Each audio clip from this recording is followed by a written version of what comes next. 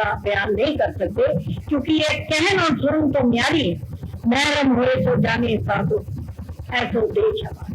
तो अपना देश दिखाता है ना जिस थले इस तरह है जिवें तुहाडे कोल एक बड़ी वधिया चीज पई अंदर ते तुसीं अपने मॉल दे विच आके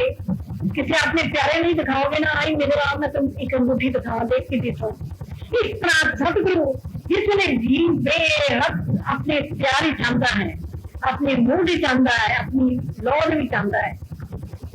तो उसके वास्ते कोई वक़्त नहीं, कोई देह का बंधन नहीं, तो किसी वेले भी जीव से अपनी रूहानी कर्म कर देता है और अपना देश दिखा देता है। तो जीव उसले है ना समझे कि ये जीव साडे वर्गा ही रहता है, नहीं वो दरबार के जिस तरह है वही जानता है, जीव नहीं जान सकता कि वो की है। मैं नहीं जान सकती, तुम नहीं जान सकते, लेकिन वो जानता है कि ये जीव को मेरे नाल कितना प्रेम है, कितना उस मालिक को मिलने की चाह है, कितनी प्यार है। हर जीव के अंदर 3 गुण ने, रजोगुण, तमोगुण, सतोगुण। रजोगुण और तमोगुण जीव में बंदगी वाले पास नहीं जान देंगे, लेकिन तुसी उन्होंने हर हाल के सतोगुण के चेंज करना, बदलना। जिस तरह एक आदमी मीट शराब पींदा है, खाता पींदा है, तो रजोगुण है, तमोगुण है, लेकिन जिस दिन तुसी मीट शराब छड्डता तुसी अपने आप सतोगुण वाले पासे लगे। जब तुसी सतोगुण चाहोगे उस वेले तुहाडे अंदर संस्कार वो मालिक की बंदगी का, उस मालिक के प्रेम का, रूहानियत का जागे, तब उस मालिक की कृपा होनी शुरू। जही अधिकार वस्तु दिखला वही तब ही बोझ ही ते ही अधिकार वस्तु दिखला वही तब ही। जब जीव सतगुरु के कोल आके बहने ना, मैं महाराज देखिया है कि जीव कोई भी आना होंगे बिना कोई विशेष या कोई नहीं लोग तो महाराज जी आने तो पहले ही पता होंगे कि आज। और जीव जब बैठते नहीं या इकट्ठे होंगे नहीं या सतगुरु दर्शन करने वास्ते आते हैं, सतगुरु खुद पता होंगे है,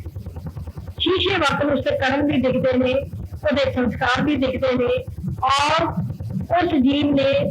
अपनी दया करनी है, बख्शिश करनी है, रहमत करनी है, वो भी हुक्म उन्होंने अगे पहले ही फरमान आ जाता है। जिन्हें मैजिस्ट्रेट दे अगे मुकदमे दी फाइलें आके मेरे से पहले पई होंगे जिसमें बैठते आ यार फलाने का मुकदमा, फलाने तरीका सही। इस तरह सतगुरु दे अगे जीव जब उन्होंने खास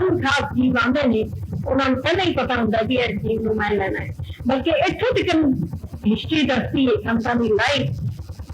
समस्त कवरेज देखो, कौन के सतपुरुष कोई जेल नहीं थी, उन्होंने अपना सत्संगी बनाया, क्योंकि इन्होंने जीव जेडे पूर्ण सतपुरुष होंगे ने ये जमात बनाने यकीन नहीं रखते। ये तो किसी खास संस्कारी जीव हो, अधिकारी जीव हो, उन्होंने अंदर का राज बख्शते हैं, क्योंकि उन्होंने कोई शौक नहीं होता कि मैं प्रकट हुआ दुनिया में। समस्त वेद ने उस मालिक ने इबादत की थी कि मेरे उन शरीर त्यागन का वक्त नेड़े आ गया है, तो मालिक मैनू कोई रूह पेश कर जिससे मैं अपना अंदर की शक्ति ट्रांसफर कर सका। तो उन्होंने आवाज आई कि कुर्निया जा। मौलाना रूम बड़े फिलोसफर सी, बड़े ज्ञानी सी, बाहर विद्या पढ़ी ही होती, बैठे थे 5-6 बंदे होर बैठे थे। समस्त ब्रेक उत्थे पहुंचे हैं क्या होए ना होए यही रूह है जिसमें मैंने हुक्म होया कि इसके अंदर रूहानियत पा दो अपना शरीर त्यागन को पहले। समस्त ब्रेक ने जाके वो किताब पढ़ रही थी, उन्हें चुकी किताब से तलाब छुड़ती, उन्हें क्या पीर जी है तुसी की किता, ये किताब बड़ी गूढ़ी थी, अंदर दी किताब थी जिसका कि सानू मतलब नहीं समझ आ रहा।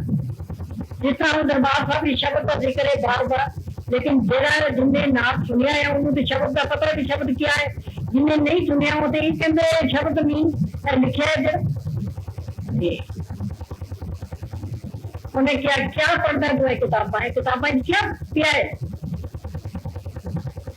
ला मैं कर देना किताबा कट के अगे रख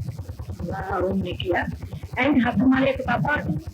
जरूर कोई पहुंचा है क्योंकि अभी लोग मेरे को चमत्कार देख के यकीन करते हैं कि हाँ यह बंदा होना है कि पहुंचा है रब। लेकिन सतगुरु कहने ने भी चमत्कार करते नहीं चाहिए क्योंकि ये थोड़ी बंगी नष्ट एक्टर ही तीखा साहब एक बार दीवार के उत्ते बैठे थे जिन्हें सत्संग हो रहा है दातन करते हुए एक सिद्ध पुरुष आ गया। इन्होंने को भी बड़े बड़े चैलेंजेस होते हैं ना, यानी सतपुरुषों के कोल रिधियां सिद्धियां वाले पुरुष भी आते हैं देखदियां जी कितना को नहीं अंदर से तो शेर की सवारी के उत्ते बैठे आ रहे पिछे पिछे वो उन्हें चेले पीका साहब दातन करे कहते साहब बड़े मौज च आ रहे हैं। और मैं की करना है कि शेर से चढ़ के आ रहे मैं तो दीवार से बैठा है दातन करता भी मौज आ गई है जिम्मे वो मूड च आए थी इन्हों भी तकरार हो ना आपस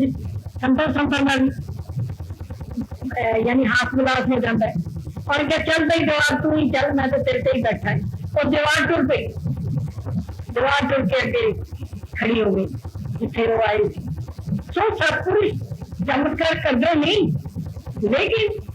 मौज आ गई तो भी करके दिखा देंगे वो भी दिखा देंगे करके अगर उन्होंने अपनी मौज आ जाए जबरदस्ती। जिस तरह महाराज जी एक सत्संगत बीमार थी बड़ी अंबाले और पति महाराज जी को प्रसाद लेना आया महाराज जी और महाराज जी नाल बड़ा प्रेम करती थी बड़ी पक्की थी ਉਹਦੇ अंदर। महाराज जी उत्ते आ गए मेरे कमरे लेट गए सीधा आने ही लेट गए जमीन पे कहते गोगी जी मैनू पैर मार छुट्टा मार। मैं क्यों मारा छुट्टा नहीं मैं भी कहना पिया तो मार छुट्टा। मुझे एकदम याद आ गई गल कृष्ण भगवान की और राधा मैं आने जैन कर उसके प्राण नहीं निकलते हुए क्योंकि उन्हें बच्चा होने वाला थी उसके केस उसका खराब हो गया और प्राण निकलते नहीं सी पे वो दौड़िया इधर आया वो ठुड्डा जरा मारिया सानू तो उसने पता ही लगा मारा इन्हें क्यों कराया। बाद में मारा इन्हें दसिया दूसरे दिन जब एम्बुलेंस से चौधरी बॉडी आई है और क्या और पति ने किया कि दर्शन दर्द भी थी इस करके महाराज जी तुम इस नजर कर बॉडी। महाराज जी मैंने हुक्म दिता जिस फुलकारी के उत्ते बैठ के महाराज जी भजन करते थे तो गोगी जी कहते अंदर एम्बुलेंस चढ़ हूँ अंदरों से मैं 21-22 साल की थी लेकिन बचन मन में और डर डर तो कोई है नहीं लगा ऐसा लेकिन कोई भी काम नवा करना हो जिस तरह की पीने को मिले उसका उससे जाके उन्होंने मैं कपड़ा पा फिर मारे दसिया मैनू जब लै गए कि मैं जो छुट बनवाया थी वो प्राण नहीं निकलते अपने उत्ते माड़ा जे कष्ट लैके उसको बड़ी कर इस तरह सतपुरुष इस करके मेरे को नहीं करते चमत्कार नहीं करते सब क्योंकि चमत्कार जिहड़े ने नेगेटिव पावर दे काल की शक्ति जी चमत्कार करती है दयाल की शक्ति उसकी रजाई करती है पाने जिहड़े ज्ञान की छतरी के नाल उस दुख में कट लेंदी है लेकिन ये नहीं हाय हाय तौबा नहीं करती भी है दुख मैं किवें कटा किवें करा तो ज्ञान और सतगुरु की याद उसको शांत कर देती है कूल डाउन कर देती है और दुख जरा निकल जाता। सतगुरु की कृपा दे बिना इस संसार दे जिन्नी बेटियों जिस तरह माँ बाप का सहारा होता है बच्चे में पत्नी में पति का सहारा होता है लेकिन जीवन जेडे कि परमात्मा के पासे लगे ने उन्होंने सतगुरु की सपोर्ट मिल जाए ना तो समझो बड़ा सारा उन्होंने याद उन्होंने प्रेम